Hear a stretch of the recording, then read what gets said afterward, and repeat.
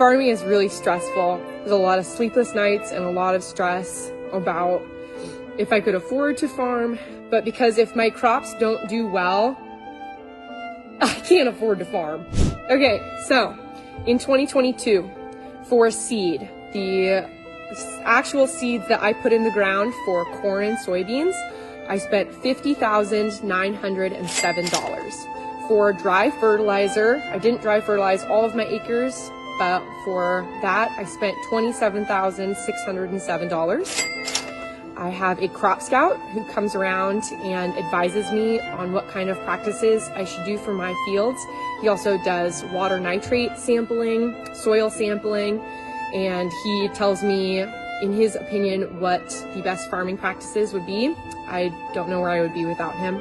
But on that, I spent $8,688.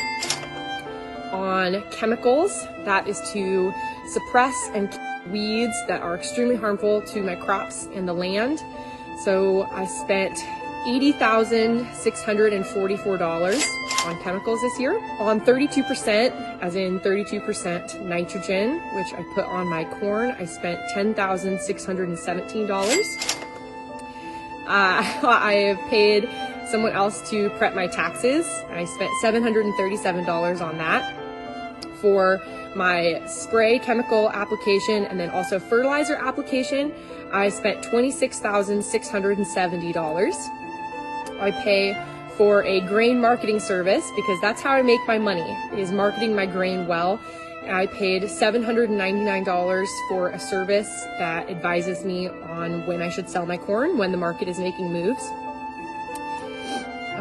On general repairs, mostly for irrigation repairs, I spent $3,365. For crop insurance, in case of the event of wind or hail or natural disaster, which we did have some of, I spent $38,908. This was a lot higher than in previous years because of the way the market is going. The crop I have out in the field is worth a lot more than in previous years.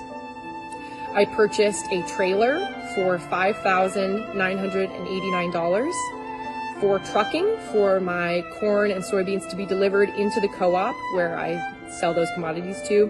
I paid $2,476. For my cattle expenses, I do own some cows. I spent $4,500. I hired some help for planting and harvest and irrigating. I spent $20,000 on that.